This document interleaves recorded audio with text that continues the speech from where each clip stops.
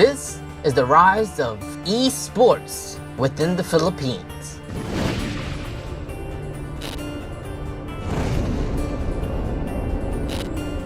Although the industry originates near the 2000s, the international esports scene didn't have much attraction early in this time or in this decade. However, up until very lately, the esports scene in the Philippines was made up of almost completely amateurs. This was because professional esports teams saw very little benefit or gains, so they didn't care to support the development.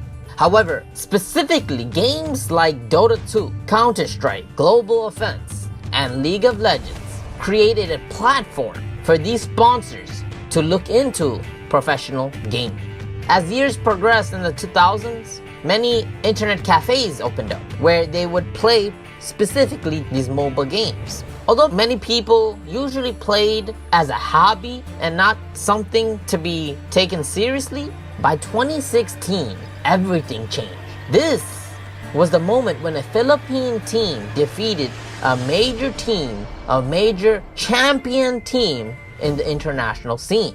The dream, the reality! Wow, look at them cheering the booth. They have to be so incredibly happy with that win. And OG eliminated on day number 2 of TI6, something that I would never imagine myself hearing. I cannot believe it. You actually thought OG could pull it up. The panel was saying TNC, they got a really good draft, but then OG was showing some beautiful moments. Miracle off that first step was pulling it up, but this crowd, their hearts were warmed by MVP success last time around. This might be the year of TNC.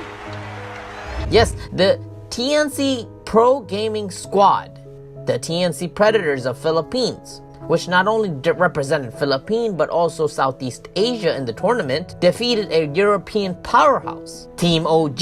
Now this has more far significant implications than anything imaginable. You see, this was the true birth of Philippine professional esport gaming. Because TNC Predators were able to defeat OG, it propelled them to greater heights. It gave sponsorships a view that, hey, Philippine Dota, Southeast Asian Dota has potential. Maybe we should invest in this area. Maybe we should look into these players, these folks that most people ignore, and we should give them a shot, give them a chance to compete in the international scene. This was a very, very crucial moment in Philippine esport industry, its growth. It is now predicted that the esports revenue will be worth about $19 billion in 2019. And the top players in the country are taking note, the sponsors are taking note, heck, everyone is participating. Today, there's so many other Southeast Asian teams like Happy Feet Esports, TNC Pro Team, Bren Pro, Signal TV Incorporated, STI Educational System, and much other various organizations that focus on esport gaming and professional gaming. There's also Mineski.net and a few other platforms, WX Combo, where they all just talk about esports. However, ladies and gentlemen, before we go on with the story, I just want to tell you that Philippines, especially when it comes to gaming, they have been through a lot of hardship, a lot of issues. Many Westerners do not know this, and I want you guys to listen to this. In November 19, 1981, President Ferdinand Marcos banned video games in the entire country through a presidential decree, making Philippines the first nation in the entire universe to ban video games, completely banned. This was at 1981. The decree was in response from complaints from parents and educators who alleged that games such as Space Invaders and Asteroids was detrimental or harmful to youth morals, making them have a view as destructive social enemy. And apparently, this was going against the public interest. Now, Marcos also decreed the ban of pinball machines, slot machines, and other similar gaming devices. Filipinos were given 2 weeks to either destroy the video games or surrender their materials to the police and army. Also, violators had to pay a fine about $600 or face 6 months to a 1-year prison. Playing video games in Philippines became an underground event. It became forbidden. However, many still loved video games. Now, after 5 long years, after the People's Power Revolution of 1986, this ban was effectively lifted. Now, after all of those hardships, today, Filipinos do not forget it, and they don't take gaming for granted. This is why they play so seriously and passionately.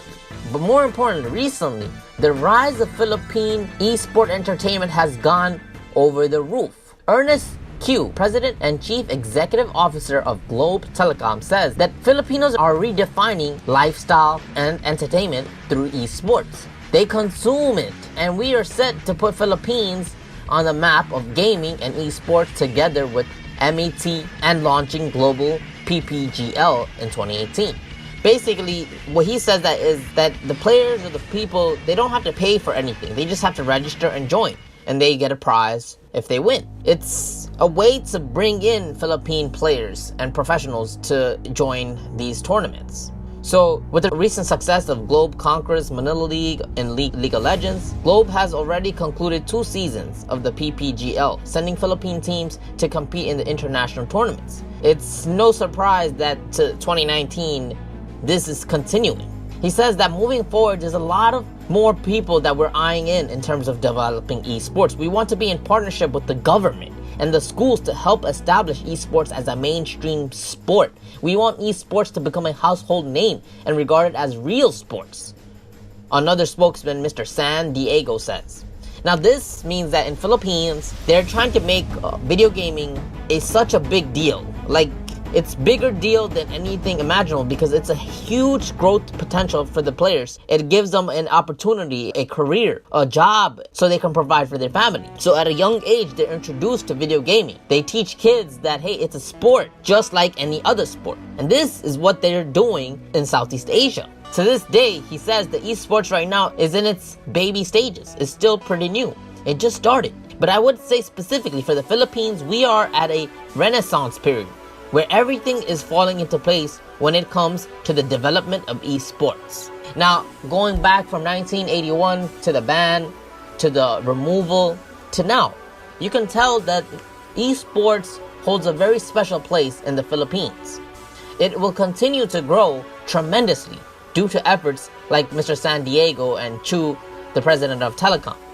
They will continue to rise. And this is no surprise that TNC Predators has such a huge fan base, and it continues to grow. Perhaps we will see more amazing things from the Southeast Asian teams. I hope you guys enjoyed this episode where we just look at the facts, a little story about the rise of esports in the Philippines. Make sure you subscribe to Crystalis Chronicle to get more beautiful content just like this. Anyways, I'm out.